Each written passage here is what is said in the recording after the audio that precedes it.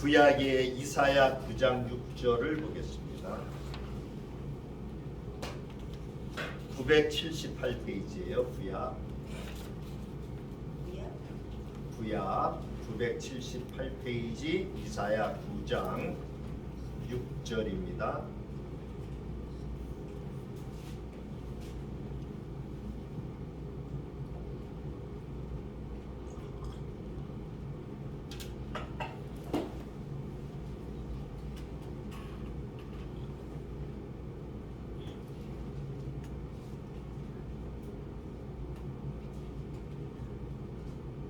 (978페이지) 이사야 9장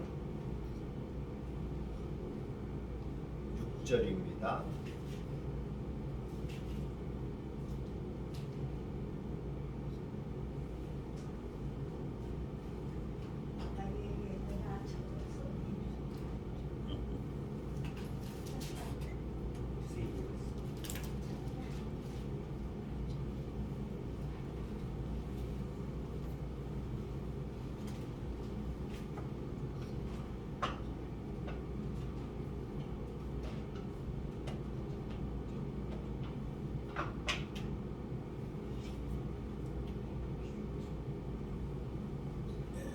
같이 한 절입니다. 같이 이사야 9장 9장 6절 9장 6절 우리 같이 봅니다. 이는 한 아기가 우리에게 낳고 한 아들을 우리에게 주신 바 되었는데 그의 어깨에는 정사를 메었고 그의 이름은 기묘자라 모사라 전능하신 하나님이라 영존하시는 아버지라 평강의 왕이라 할 것입니다. 다시 봅니다. 6절 이는 한 아기가 우리에게 낳고 한 아들을 우리에게 주신 바 되었는데 그의 어깨에는 정사를 메었고 그의 이름은 기묘자라 모사라 전능하신 하나님이라 영존하시는 아버지라 평강의 왕이라 할 것이니라. 아멘. 마태복음으로 갑니다. 신약 마태복음 1장 21절. 신약의 첫 번째가 마태복음이죠. 마태복음 1장 21절입니다.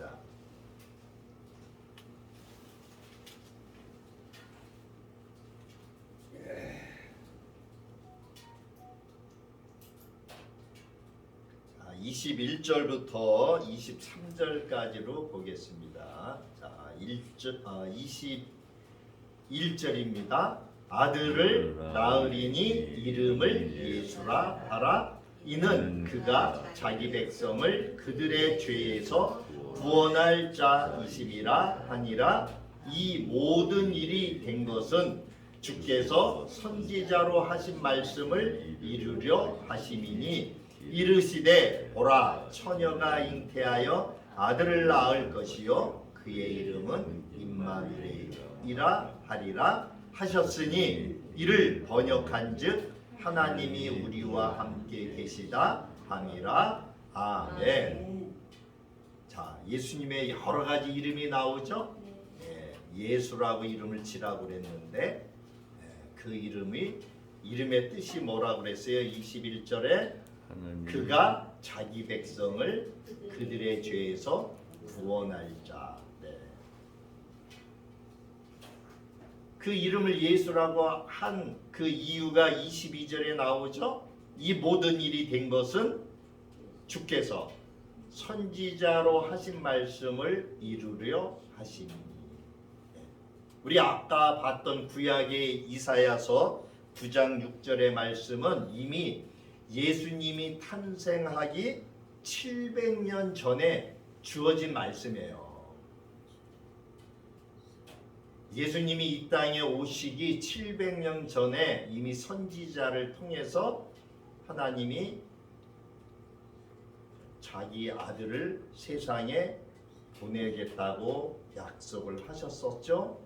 뿐만이 아니라 미가서에도 그렇게 이야기를 하셨어요. 그래서 그 모든 일에 대해서 이제 예수님이 오셨죠.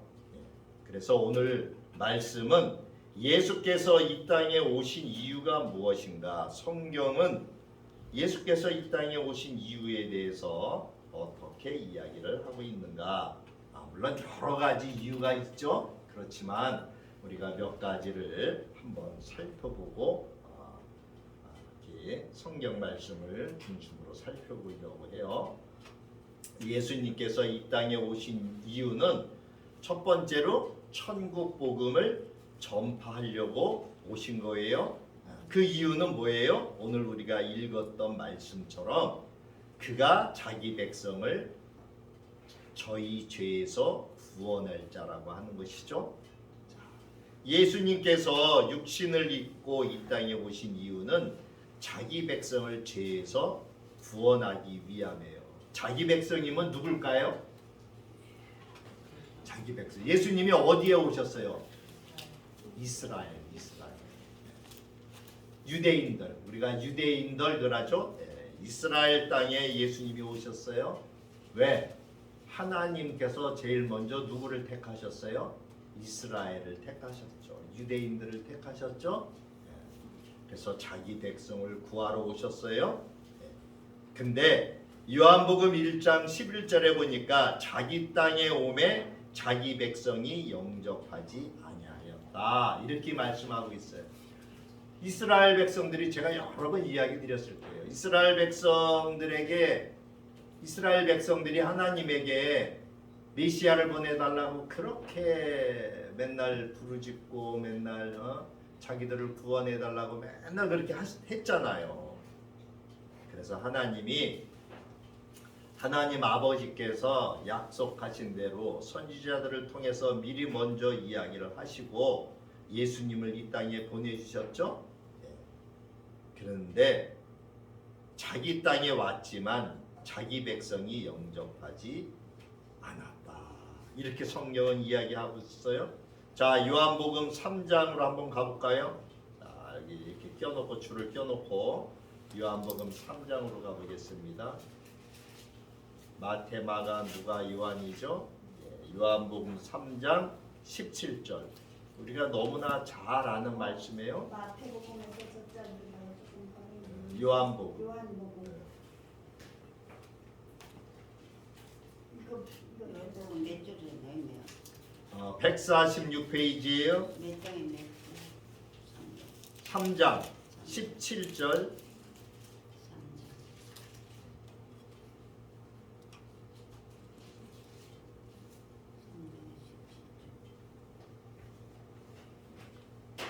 3장 17절에 보니까 하나님이 그 아들을 세상에 보내신 것은 세상을 뭐 하려고? 심판하려고 하심이 아니고 심판하려고 하심이 아니고 그로 말미암아 그 아들로 말미암아 세상이 구원을 받게 하려 하시니라. 하나님이 그 아들을 세상에 보내신 것은 뭐 하려고? 구원받게 하시려고. 구원받게.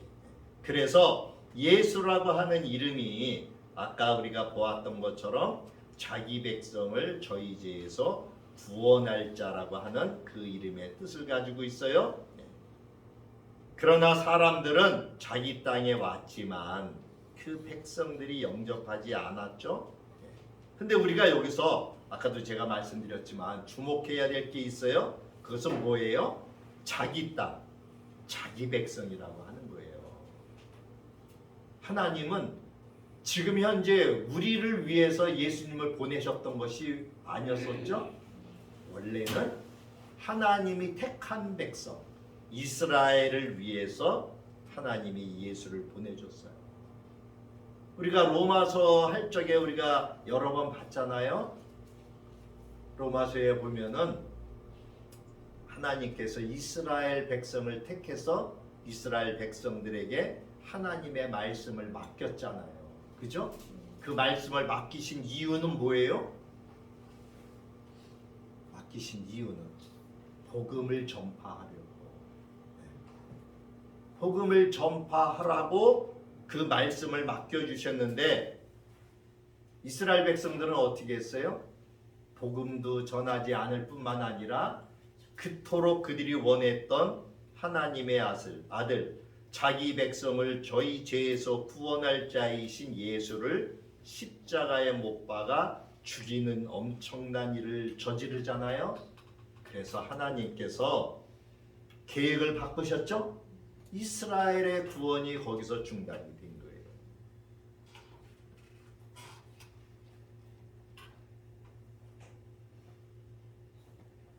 우리는 오늘날 우리가 생각해 봐야 될 게 있어요.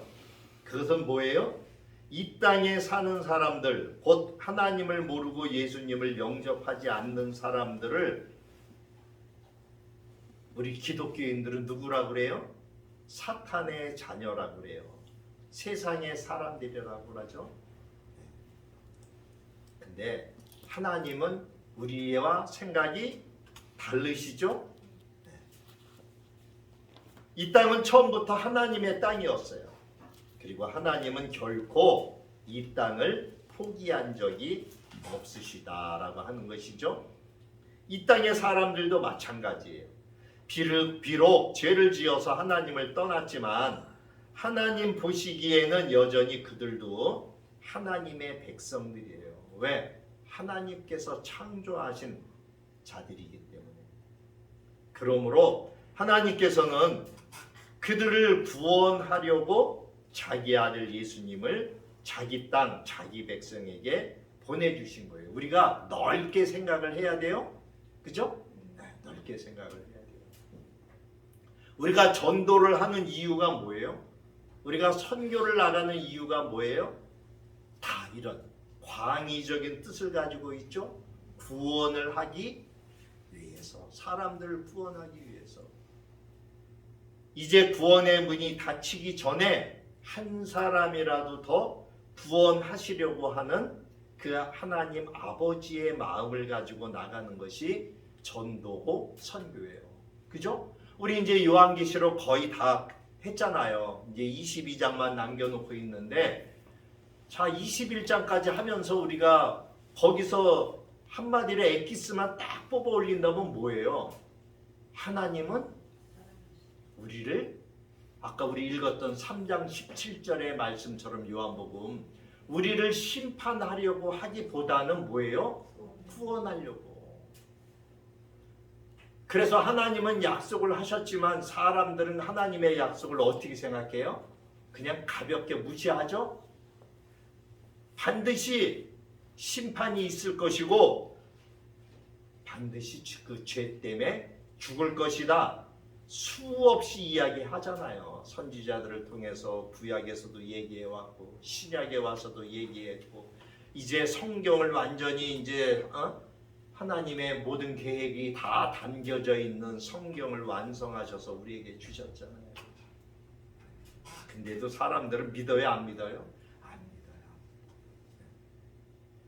그래서 맨 마지막으로 요한계시록. 그래서 제가 뭐라 그래요? 맨날 요한계시록을 하나님의 마지막 러브레터, 하나님의 마지막 사랑의 편지예요. 임봉의 환난 사건이나 7 나팔의 재앙, 7 대접의 재앙은 다 뭐예요? 돌아오라는 거예요.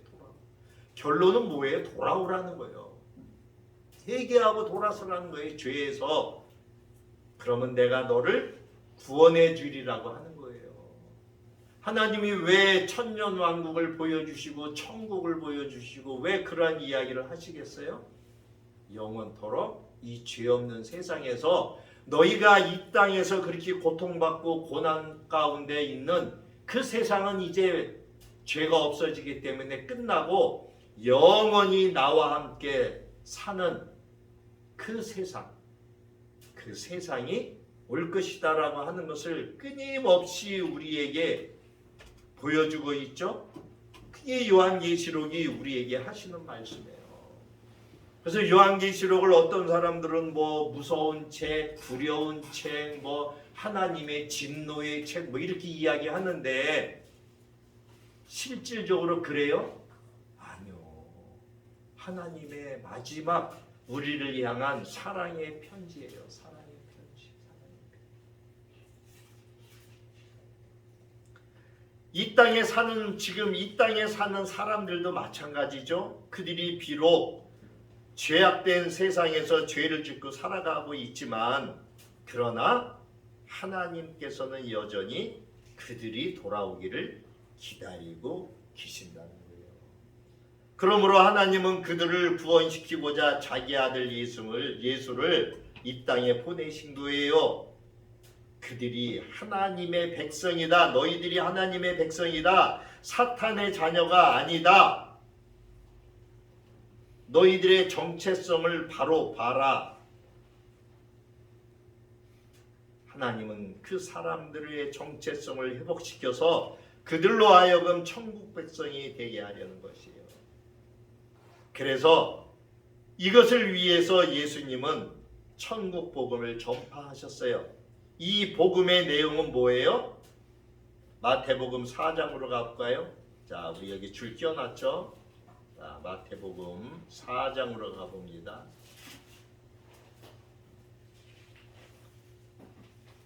4장 17절 5페이지네요. 5페이지.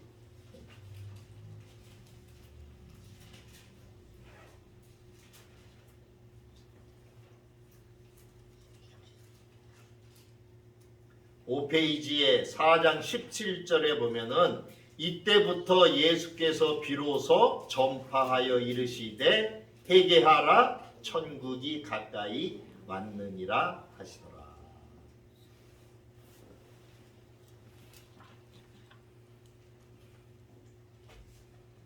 하나님께서 예수님께서는 천국의 복음을 전파하셨죠. 그 복음의 내용이 뭐였어요? 천국이 이 땅에 가까이 왔다는 거예요. 그리고 그 천국의 복음을 받아들이기 위해서 먼저 뭐 하라는 거예요? 회개하라는 거예요. 회개하라는 거. 죄에서 돌이키라는 거예요. 회개라고 하는 건 뭐예요? 죄에서 돌이키는 것을 회개해요. 그래서 예수님께서는 오늘 마태복음 4장 17절에 회개하라 천국이 가까이 왔느니라 이렇게 말씀하고 있어요. 예수님은 이 땅에 오셔서 세 가지 유형의 사역을 하셨어요. 자, 넘어가 볼까요? 마태복음 9장으로 가봅니다. 9장 35절 14페이지 14페이지 9장 35절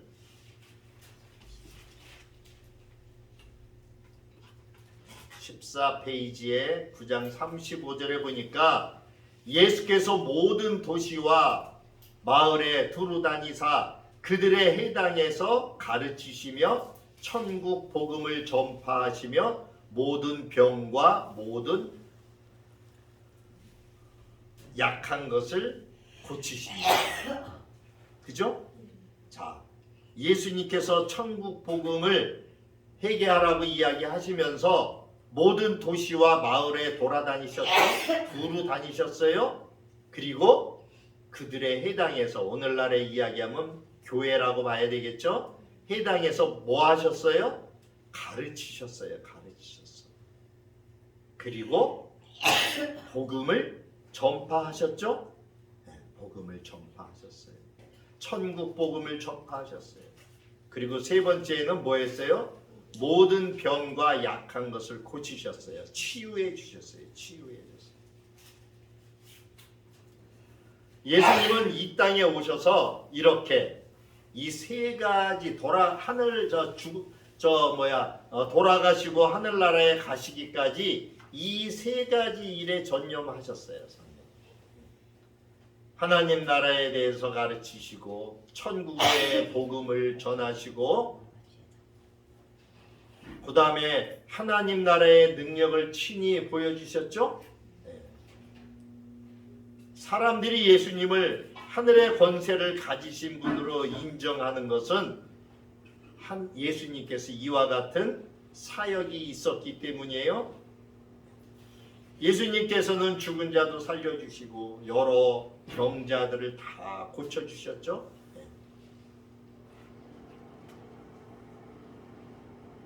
오늘날 교회에서는 이 3대 사역을 해야 되죠. 3대 사역을 해야 돼요. 근데 3대 사역을 해요 못해요? 잘 못해요. 그죠? 3대 사역을 잘 못해요. 예수님이 하신 대로 우리도 따라가야 되는데 그렇게 못하고 있다는 거예요. 자, 그러면서 이제 예수님께서는 이 천국 복음을 전파하는 사명을 위해서 사람들을 세우시죠? 선택하셨어요? 그래서 우리가 잘 아는 것처럼 12를 세우시죠? 마가복음 3장 14절에 보면은 이에 12를 세우셨으니 이는 자기와 함께 있게 하시고 또 보내사 전도도 하며, 이렇게 말씀하고 있어요. 자기와 함께 있게 하시고, 누구와 함께 있게 하셨어요? 예수님과 주님과. 그리고 예수님한테 배워가지고 훈련받고 보내죠? 보내요. 뭐하러 보내요? 전도하라고. 선교하라고. 근데 예수님이 사람들을 선택하는 것은 이 세 가지 사역의 유행에 따라서 그렇게 하셨는데, 사람은 어떤 사람이 있었는가를 성경은 우리에게 이야기하고 있어요. 성경에 보면은 복음 전파를 하셨는데 누구에게 하셨느냐?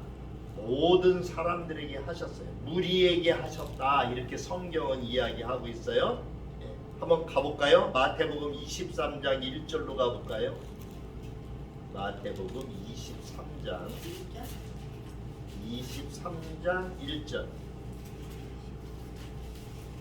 39페이지 신약성경 39페이지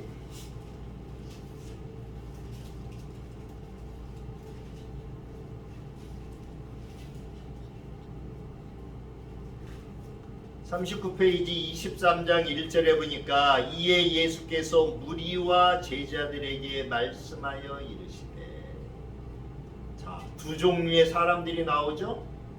무리가 있어요. 무리. 그리고 또 하나는 뭐예요? 제자들이 있어요. 제자들은 예수님이 택함을 받은 사람들이죠. 무엇 때문에? 천국 복음을 전파하는 사명을 주셨어요. 그래서 이 무리에게는 천국 복음에 대해서, 하나님의 나라에 대해서 이야기하죠. 하나님에 대해서. 그래서 예수님이 설교하실 때 예수님의 말씀을 듣는 모든 대상들이 누구예요? 무리죠. 무리. 무리예요. 수많은 군중들,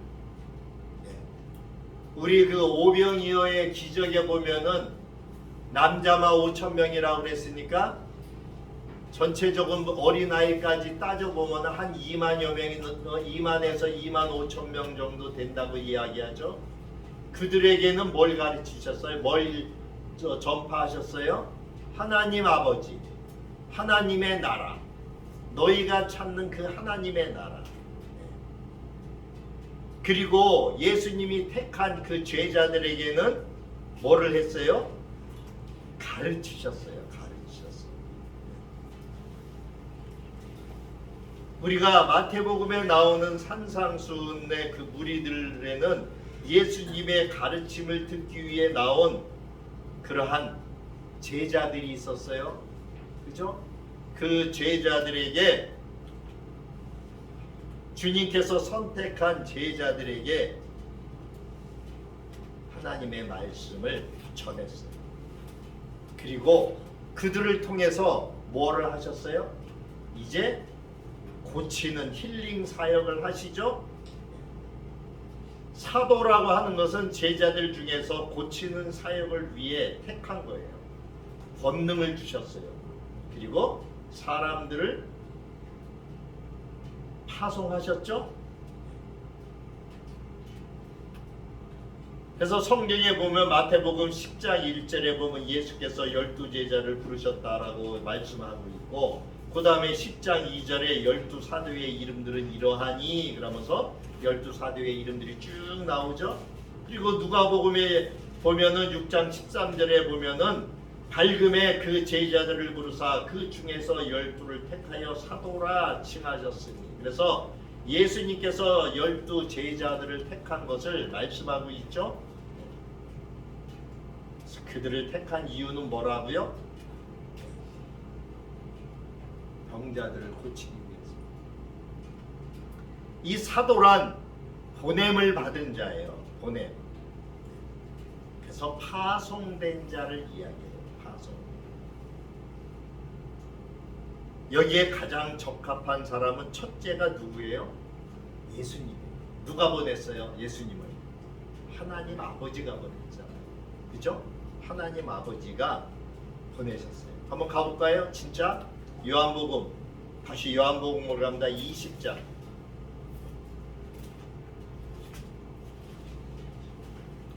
요한복음 20장.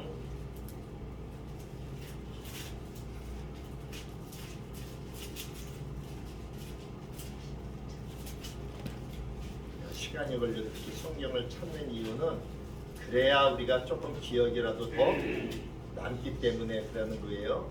20장 21절 184페이지 신약성경 184페이지에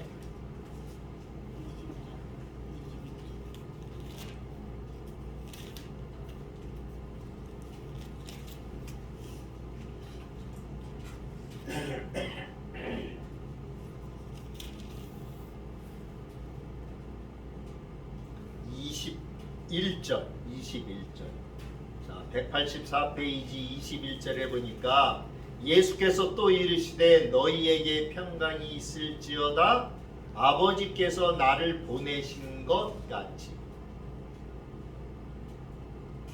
그죠? 아버지 성부 하나님께서 예수님을 보내셨죠? 그래서 그 뒤에 나도 너희를 보내노라. 그래서 예수님이 사도들을 택한 거예요. 12명을 택하셔서 그들을 보내서 똑같이 예수님처럼. 왜? 예수님 혼자 하는 것보다 12명이 하는 게 더 효과적이겠죠? 사도는 아까도 말씀드렸지만 보냄을 받은 자, 파송된 자를 의미한다고 그랬어요. 아버지께서 나 예수님을 보낸 것 같이 이제 예수님으로부터 나도 너희를 보내노라. 예수님이 이제 사도들을 보내죠. 나도 너희를 보내노라. 뭐 하려고 보내요? 한마디로 이야기하면은 병자들도 고치고 천국 복음도 전파하고 그렇게 하려고 그랬어요. 진짜예요? 자, 마태복음 다시 갑니다. 10장으로 가봅니다. 마태복음 10장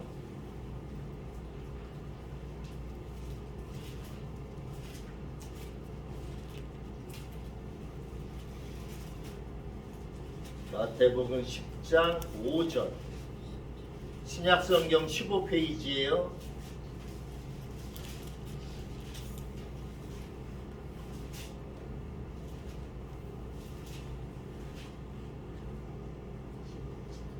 (15페이지에)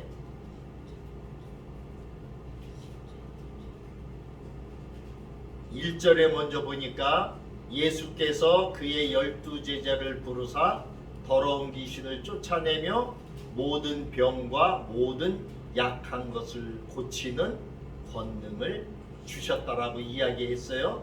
그죠? 이 12 제자들을 보낸 이유가 뭐예요? 더러운 귀신 쫓아내고 모든 병과 모든 약한 것을 고치는 이러한 역할을 하라고. 예수님이 그걸 다 다니면서 할 수가 없으니까 특별히 12 제자를 택하셔서 이렇게 능력을 주셨어요. 그래서 2절에는 제자들의 이름이 나오죠. 사도들의 이름이 쭉 나와요. 그러고 5절에 보세요. 5절에 보니까 예수께서 이 12를 내보내시며 명하여 이르시되 이방인의 길로도 가지 말고 사마리아인의 고을에도 들어가지 말고 오히려 이스라엘의 집에 잃어버린 양에게로 가라.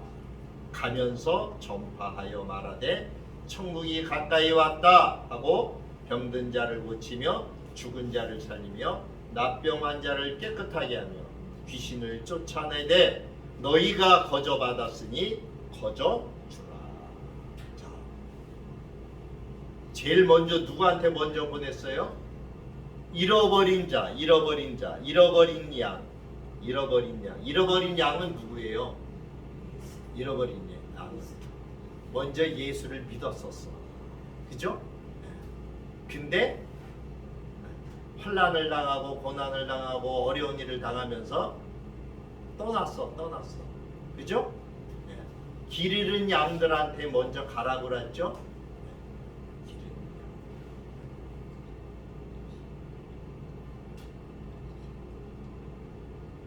그들에게 먼저 가서 여기 보면 이방인의 길로도 가지 말고 사마리아인의 거울에도 가지 말라고 그랬어요.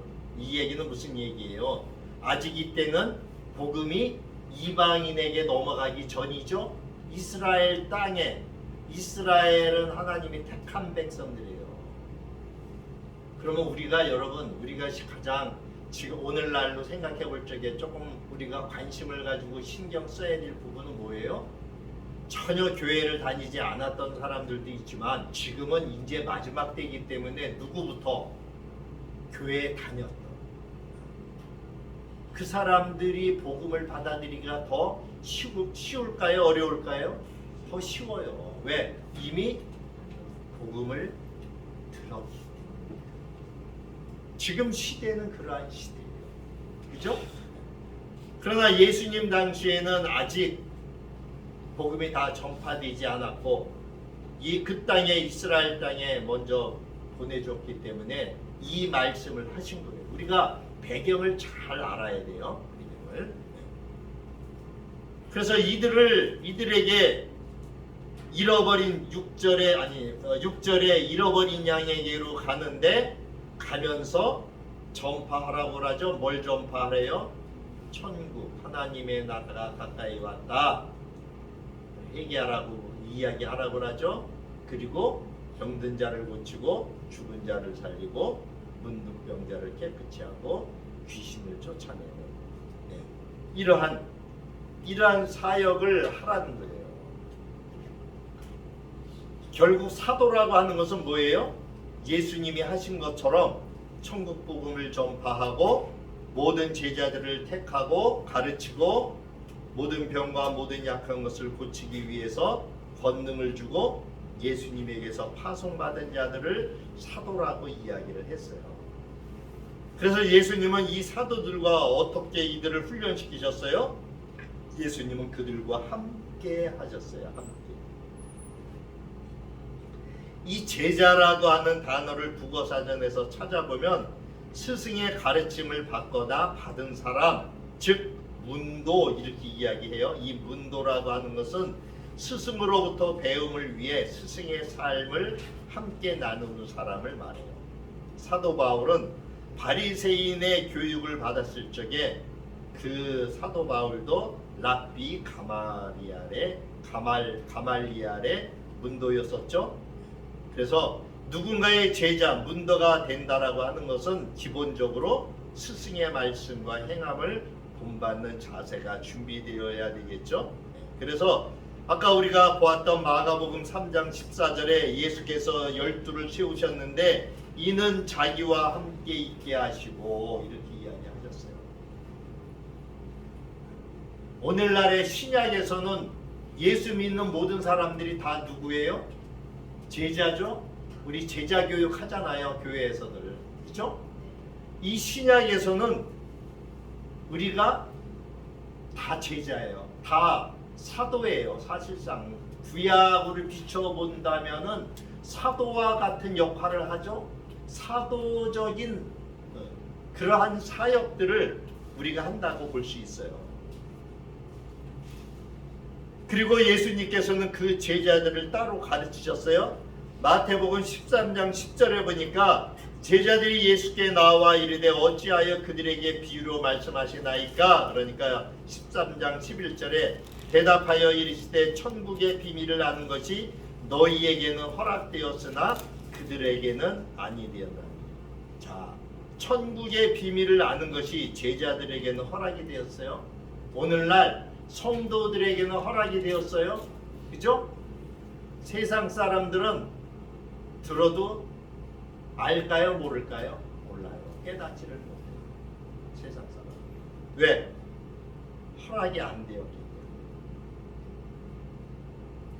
마태복음 20장 17절에도 보면 예수께서 예루살렘으로 올라가려 하실 때에 12 제자를 따로 데리시고 길에서 이르시되, 데리고 다니시면서 가르치셨어요. 계속. 예수님께서 하신 것처럼 세 가지 사역의 형식을 통해서 이스라엘 백성들을 섬기는 법을 배우게 하셨어요. 오늘날로 이야기하면 뭐예요? 성도들을 섬기는 그러한 법을 배우게 하셨어요.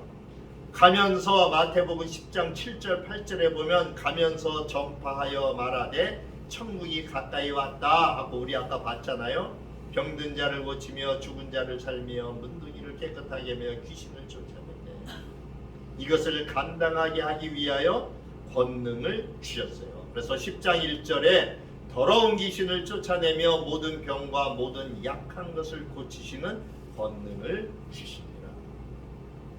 그래서 오늘 우리들은 이 치유 사역도 교회에서 겸하여 해야 되는데 치유 사역을 교회에서 많이 해요? 안 해요. 그냥 가르치는 사역만 해요. 복음 전파만 해죠. 하나님은 우리에게 권능을 주셨어요. 왜? 그러한 일들을 하라고. 예수님이 하신 것처럼 귀신을 쫓아내는 능력을 주셨어요.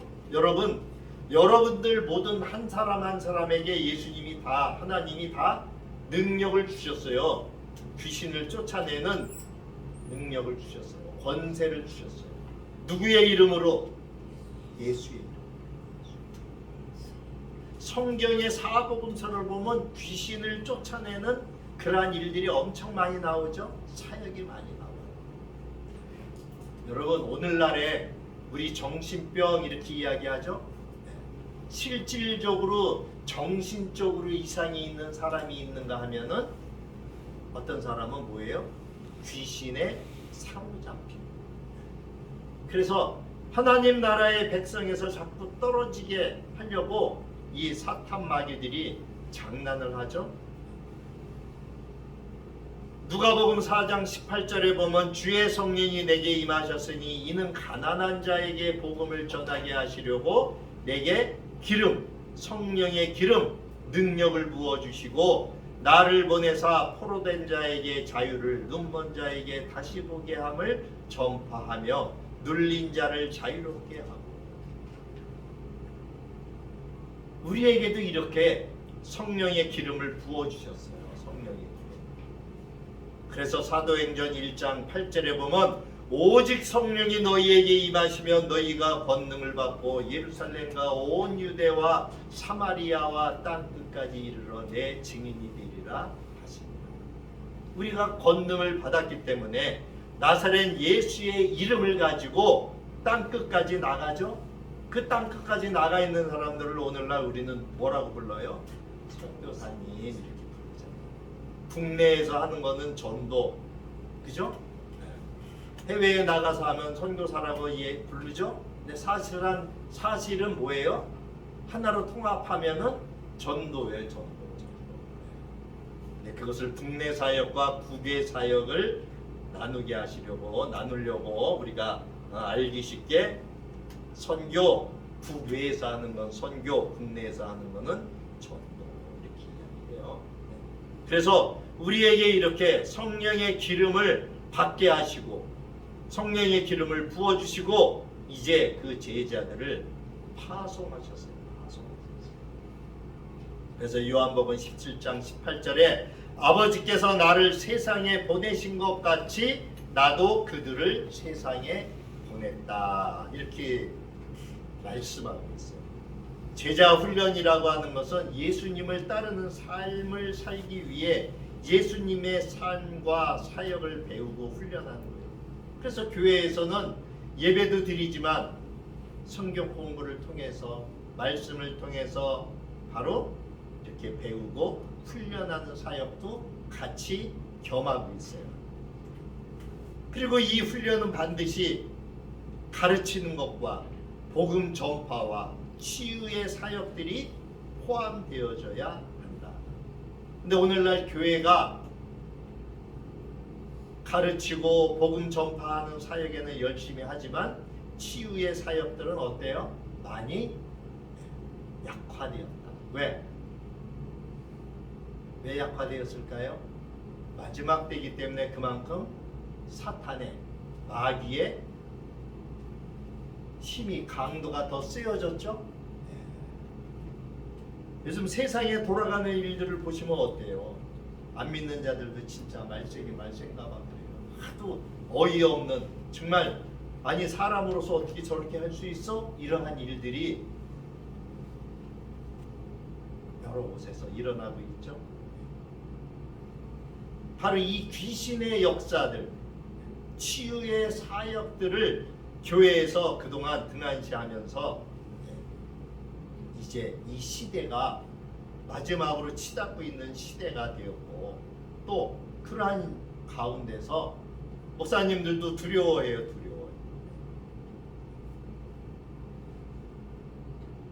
우리가 이 사역을 하기 위해서는 기름 부음, 권능을 받아야 되죠. 세상 속에서 그리스도인의 삶이라고 하는 것이 무엇일까요? 마태복음 5장으로 가봅니다. 5장. 5장 13절 6페이지에 6페이지.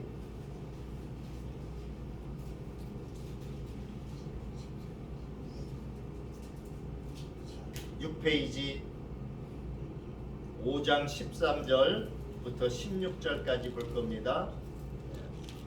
마태복음 5장 여기 빨리 좀 찾아드리세요. 성경 말씀 먼저 읽으시죠. 5장 13절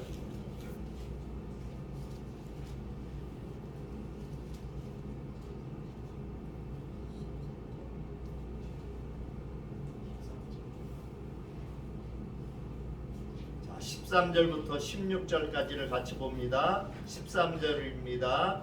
너희는 세상의 소금이니 뭐라고요? 소금 세상의 소금이래요. 소금이 만일 그 맛을 잃으면 무엇으로 짜게 하리요? 후에는 아무 쓸데없어 다만 박해버려져 사람들에게 밟힐 뿐입니다. 너희는 세상의 빛이라. 뭐라 그래요? 빛이래요. 빛. 산 위에 있는 동네가 숨겨지지 못할 것이요 사람이 등불을 켜서 말 아래에 두지 아니하고 등경 위에 두나니 이러므로 집안 모든 사람에게 비추느니라. 그죠? 예수님은 그러면서 우리에게 16절에 이같이 너희의 빛이 사람 앞에 비추게 하여 그들로 너희의 착한 행실을 보고 하늘에 계신 아버지께 영광을 돌리게 하라. 이렇게 말씀하고 있어요. 우리가 잘 아는 마태복 팔복의 결론에 해당하는 말씀으로 예수님께서 이 말씀을 하셨어요. 그래서 이 소금과 빛은 팔복과 따로 떼어서는 생각할 수가 없어요. 사실상 팔복은 한마디로 요약을 하면 뭐예요? 소금과 빛이 되라 이 이야기예요. 소금과 빛이 되라. 예수님이 이 땅에 오셔서 제일 먼저 우리에게 가르쳐 주신 것이 팔복이죠. 산상수훈이라고 하는 이 팔복을 우리의 삶 속에 어떻게 적용하면서 사는 것이 옳습니까? 라고 묻는다면은 그 대답이 뭐예요? 오늘 우리가 읽었던 이 말씀이에요. 소금과 빛으로 살아라 이 말씀이에요. 그리스도인을 소금이라고 부르는 의미가 무엇일까요? 그리고 소금의 맛은 어떤 의미가 있을까요? 그리스도인을 소금이라고 부르는 이유는 소금이 맛을 가지고 있기 때문이죠. 이 소금이 맛이 없으면 어떻게 돼요? 쓸데없잖아요. 버려야 된다라고 이야기하고 있죠. 음식은 간이 맞아야 맛이 나는데 너희들은 세상의 소금이라는 거예요. 다시 말씀하면은 너희가 세상에서 맛을 내는 사람이 되라는 거예요. 여러분, 우리 그리스도인 기독교인들은